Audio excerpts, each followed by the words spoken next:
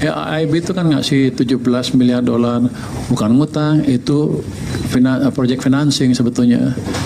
Jadi sebenarnya kalau saya bilang ini seperti orang investasi ke sini, kita mulai investasi untuk proyek yang produktif, tapi bunganya lebih rendah daripada investor biasa dan barangnya jadi milik kita. Itu available, bisa diambil sampai 2029. Mereka bilang kalau proyeknya ada, ya udah langsung cairkan. Dan AIB juga ingin buka kantor cabang di Indonesia. Kalau saya hitung-hitungan, kalau dikasih pinjam 17 miliar dolar, bolehlah kita kasih kantor cabang. Kita janji ke mereka akan sediain tanah dan bangunan untuk mereka pakai. Kan saya juga punya aset-aset yang nggak kepake. Nggak apa-apa, biar mereka punya kantor cabang di sini.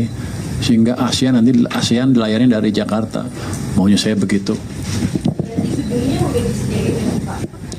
Akan kita sedang kita cari mana yang cocok. Kita lihat aset kita yang mana yang pas, yang cukup representatif bisa dipakai kantor cabang AIB.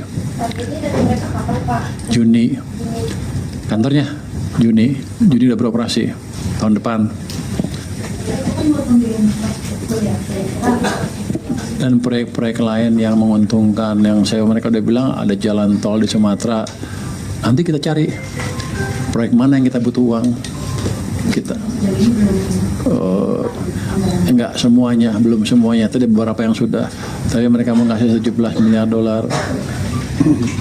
Itu lebih bagus. Nanti kalau misalnya Dantara nggak punya uang juga bisa lewat saya invest lewat situ. Jadi pembangunan kita dibiayain seperti investor masuk tapi punya kita akhirnya. Kalau investor asing masuk juga kan mereka pinjam uang sana kan, dibayar bunga dan barangnya punya investor itu. Jadi untung bukan rugi, catat untung.